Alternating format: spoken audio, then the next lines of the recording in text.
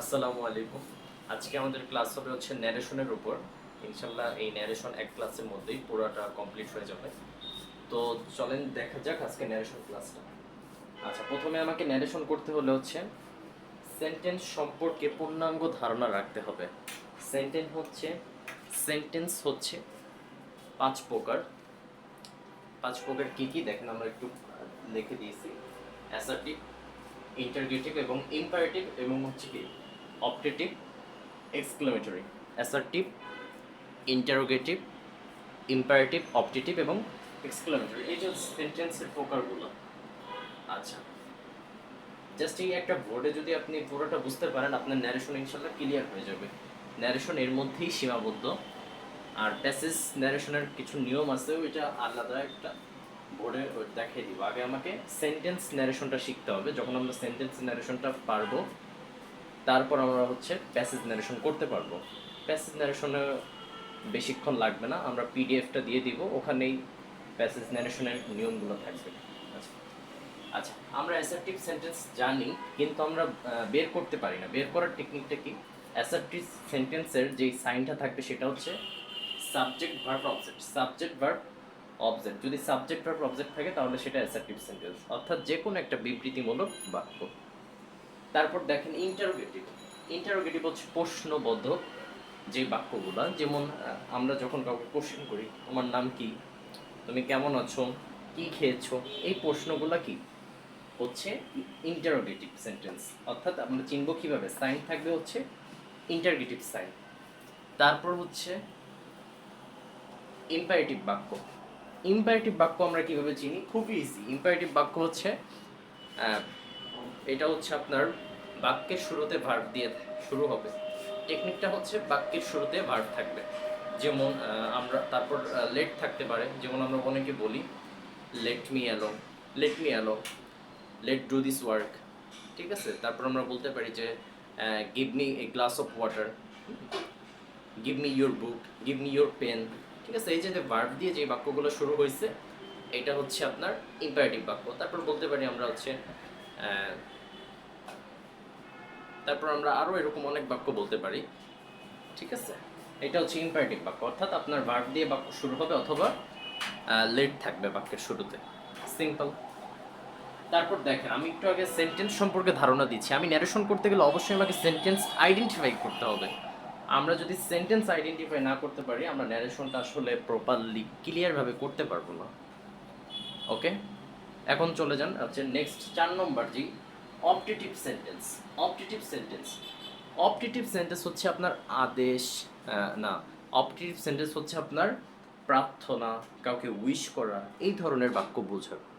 আমরা কিন্তু মাঝে মধ্যে দেখা যায় যে যখন আমরা বয়স্ক কোনো অভিভাবককে যখন আমরা সালাম করি, বলে না যে বাবা দীর্ঘজীবী হও, তুমি অনেক বড় হও, আল্লাহ তোমার মঙ্গল করুক, বলে না এরকম?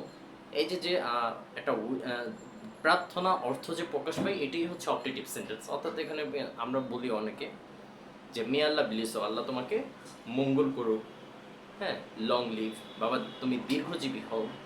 ঠিক আছে, এই বাক্যগুলো হচ্ছে আপনার অপটেটিভ সেন্টেন্স।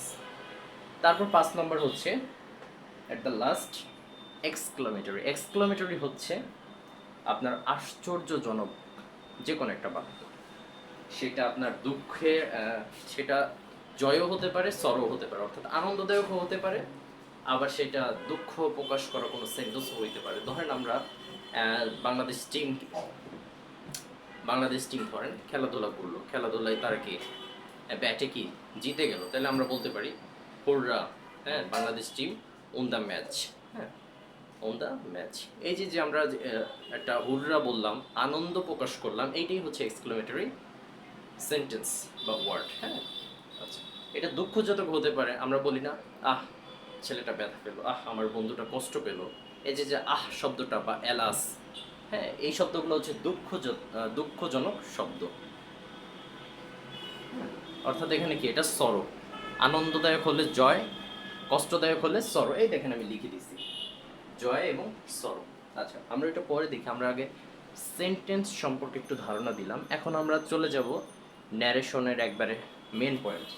দেখেন, আপনার যদি বাক্যটা যদি অ্যাসার্টিভ হয়, ন্যারেশনের যদি ডিরেক্ট সেন্টেন্সটা যদি অ্যাসার্টিভ হয়, আপনাকে সেড টুর পরিবর্তে যখন আপনি ডিরেক্ট থেকে ইনডিরেক্ট করবেন, ডিরেক্ট থেকে ইনডিরেক্ট, সেড টুর পরিবর্তে টোল্ড, সেড টুর পরিবর্তে অবশ্যই টোল্ড দিতে হবে। এখানে আগে স্পিকার থাকবে, অর্থাৎ যে কথাটা বলবে, ছোটকাল থেকে ন্যারেশন তো করে আসতেছেন, তাই ওই প্রথম বেসিক টুক না বলে আমি মেন অংশে চলে গেলাম।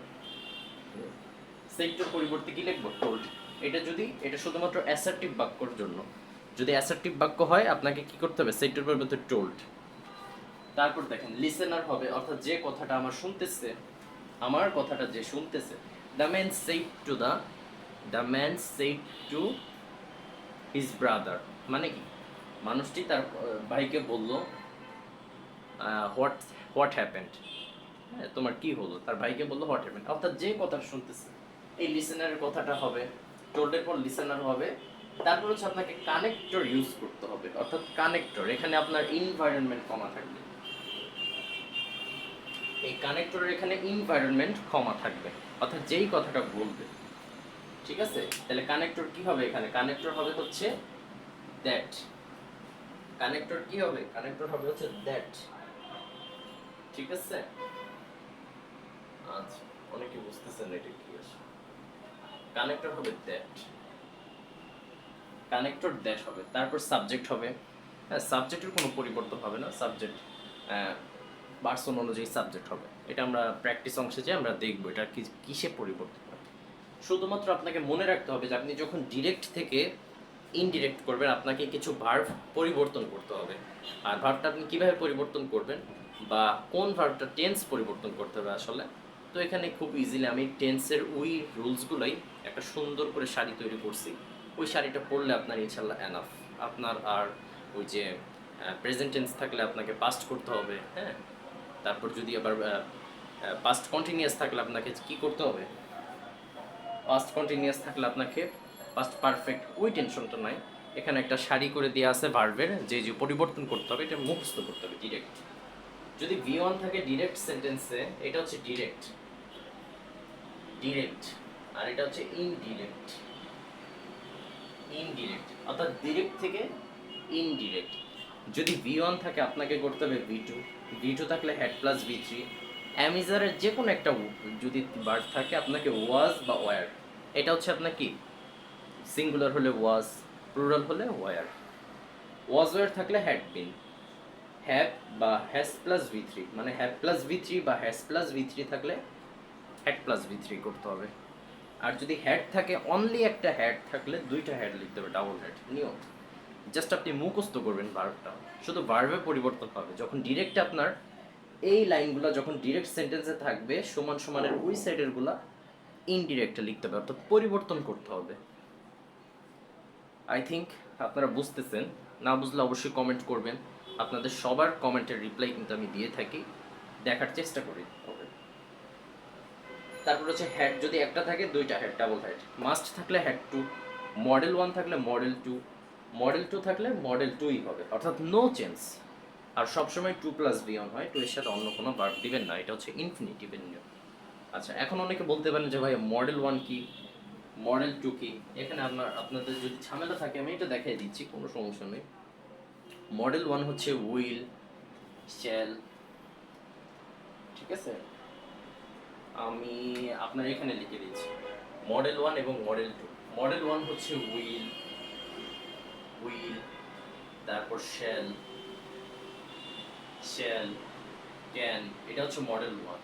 এখন আপনার মডেল 1 কি? মডেল 1 যদি উইল থাকে আপনাকে মডেল 2 করতে হবে, অর্থাৎ এই উইলের মডেল 2 কি? মডেল 2 হচ্ছে উড, উইলের মডেল 2 হচ্ছে উড। শ্যালের মডেল 2 কি? শ্যাল, শুড, ক্যান, কুড, ঠিক আছে। এটা হচ্ছে মডেল 2। আমরা যখন পিডিএফটা দিয়ে দিব আপনাকে, আপনার আর কোনো সমস্যা থাকবে না, সো টেনশনের কোনো কারণ নেই। জাস্ট আপনি এখান থেকে বুঝে নেন। পিডিএফটা অবশ্যই পেয়ে যাবেন, হোয়াটসঅ্যাপে পেয়ে যাবেন, নক দিলেই পেয়ে যাবেন। ওকে, আপনারা সবাই এই লেখাটুকু পুরো পেজে লিখে নেবেন, ঠিক আছে। আমরা কিন্তু অ্যাসার্টিভটা শেষ, অ্যাসার্টিভের নিয়মটা আশা করি বুঝতে পারছেন। আমরা যখন প্র্যাকটিস করাবো, প্র্যাকটিসে পুরো ক্লিয়ার হয়ে যাবে। জাস্ট এতটুকু কি আপনাকে মুখস্থ করতে হবে, একটু দেখতে হবে, বুঝে শুনে। আচ্ছা, অ্যাসার্টিভ বলে আবারও বলি, সেক্টর পরিবর্তে টোল্ড, কানেক্টর হবে দ্যাট, এবং এই ভার্বগুলো পরিবর্তন হবে দ্যাটস ইট। সাবজেক্টের পর অবশ্যই কি হবে, ভার্বগুলো পরিবর্তন হবে, তারপর অবজেক্ট হবে, এক্সটেনশন যদি অতিরিক্ত কোনো বাক্য থাকে সেই বাক্যগুলো আপনাকে বসিয়ে দিতে হবে, দ্যাটস ইট। নেক্সটে চলে যাই 2 নাম্বার, সেটা হচ্ছে ইন্টারগ্রেটিভ সেন্টেন্স। আমরা ইন্টারগ্রেটিভ সেন্টেন্স হলে ন্যারেশন কীভাবে আমরা ডিরেক্ট থেকে ইন্টারেক্ট করব। দেখেন আগের মতোই সব ভার্বগুলো চেঞ্জ হবে। ডিরেক্ট থেকে যদি ইন্টারেক্ট করতে যাই, আমাকে ডিরেক্ট এই ভার্বগুলো থাকবে, আমাকে এই ভার্বগুলো পরিবর্তন করতে হবে।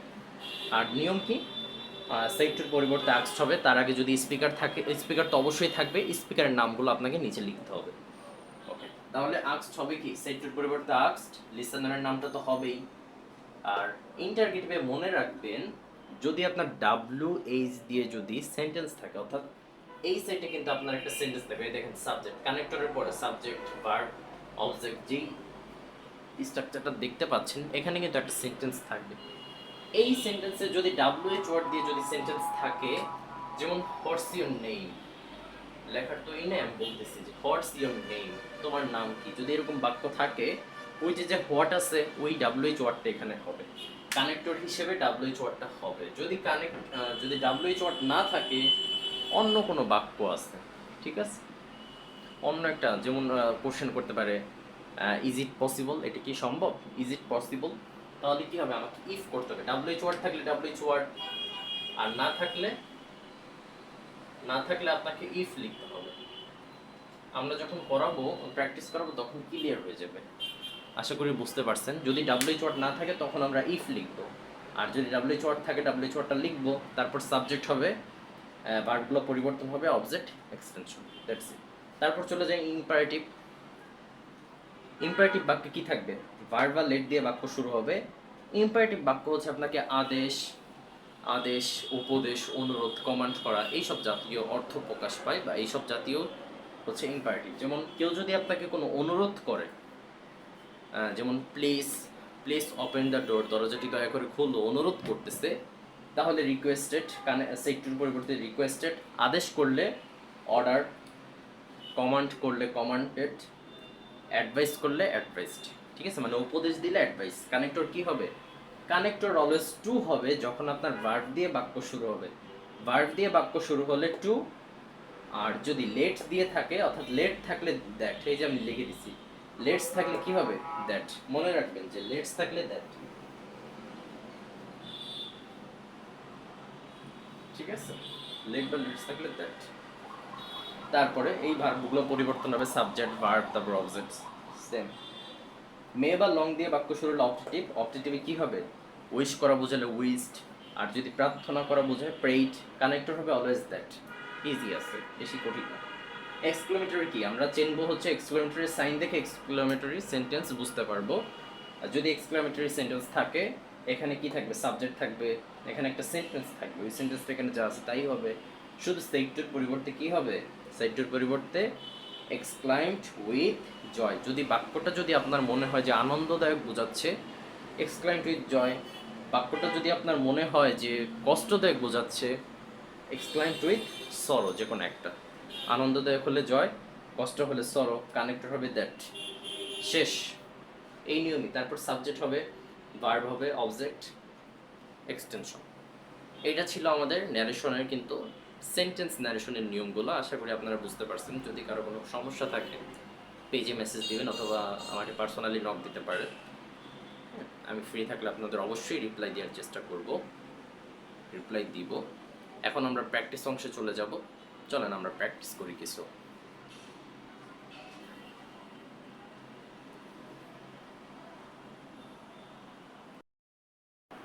আচ্ছা, তাহলে এখন চলো আমরা একটু প্র্যাকটিস করি। The man said to me you must obey your parents. তাহলে আমরা এটা কীভাবে, এটা হচ্ছে অ্যাসার্টিভ বাক্য, কীভাবে চিনবো, দেখেন এখানে সাবজেক্ট আছে, ভার্ব আছে, অবজেক্ট আছে, you must obey your parents, এবং এটা ফুল স্টপ আছে, তাহলে এটা অ্যাসার্টিভ সেন্টেন্স। অ্যাসার্টিভ সেন্টেন্সের নিয়ম কি দেখাইছিলাম, যে সেক্টর পরিবর্তে টোল্ড, তাহলে স্পিকার কি, দ্য ম্যান সেক্টর পরিবর্তে told, the man told me, connector কি হবে, এই যে কানেক্টর হচ্ছে এনভায়রনমেন্ট, কমার এখানে হবে, এই যে কমার পরিবর্তে হবে কি, that, the man told me that. তারপর কি হবে, তারপর দেখেন খুব ইজি, এই সেন্টেন্সটাকে আমাকে সাবজেক্ট বসাতে হবে এই সেন্টেন্সে। তাহলে ইউ অর্থাৎ আমি হয়ে বলবো। এখানে কি বলা আছে? You must Abhi your parents, কিন্তু কথাটা কি আমি বলবো। তাহলে the man told me that, আমাকে বললো যে আই হ্যাড। ইউ মানে কাকে বোঝাইছে? এই যে ইয়োর, ইয়োর পার্সন কি হবে? আই হবে। আই, এই যে মাস্ট থাকলে বলছিলাম না ভার্ব পরিবর্তন হবে ডিরেক্ট থেকে ইনডিরেক্ট করতে গেলে, মাস্ট হ্যাড টু। তাহলে আই হ্যাড টু অবি, এই যে ইয়োর পার্সন পরিবর্তন হবে মাই, আমাকে বলতেছে মাই প্যারেন্টস। ঠিক আছে, মানে কথাটা হচ্ছে ইনডিরেক্ট হচ্ছে আমি হয়ে বলবো, আমি হয়ে ধারণা করব। তাহলে কি হবে? The man told me that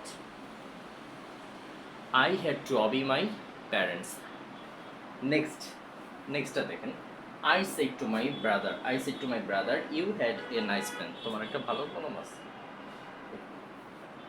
তাহলে সেড টুর পরিবর্তে কি হবে? Told. I told my brother, কমার পরিবর্তে দ্যাট, কানেক্টর দ্যাট হবে যেহেতু এটা অ্যাসার্টিভ সেন্টেন্স। সাবজেক্ট কি হবে? এই যে ইউ, ইউ দ্বারা বোঝাচ্ছে কাকে? আমার তাকে। ঠিক আছে, ব্রাদারকে বোঝাচ্ছে ইউ, ব্রাদারকে বোঝাচ্ছে, এই জন্য ব্রাদার কি? ছেলে, এই জন্য পার্সন হবে হি।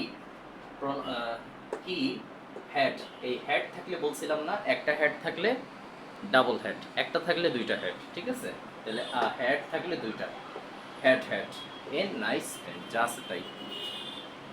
তারপর the old man said to, said টুর পরে told, the man told that, connector কি?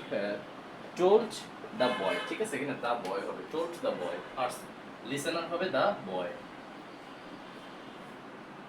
The boy. কমার পরিবর্তে হবে কি? কমার পরিবর্তে যে দ্যাট। সাবজেক্ট কি হবে? আই, আই দ্বারা কাকে বোঝাচ্ছে? The man told said to the boy, বয়কে বোঝাচ্ছে, যে ওল্ড ম্যান বোঝাচ্ছে। তার মানে কি? ওল্ড ম্যান হচ্ছে হি, হি নিডেড, এই যে ভি ওয়ান, বলছিলাম না যদি ভি ওয়ান থাকে আমাকে ভি টু করতে হবে, তাহলে নিডেড ভি টু, নিডেড হচ্ছে V two. I, he needed your, এই ইয়োর দ্বারা বোঝাচ্ছে কাকে?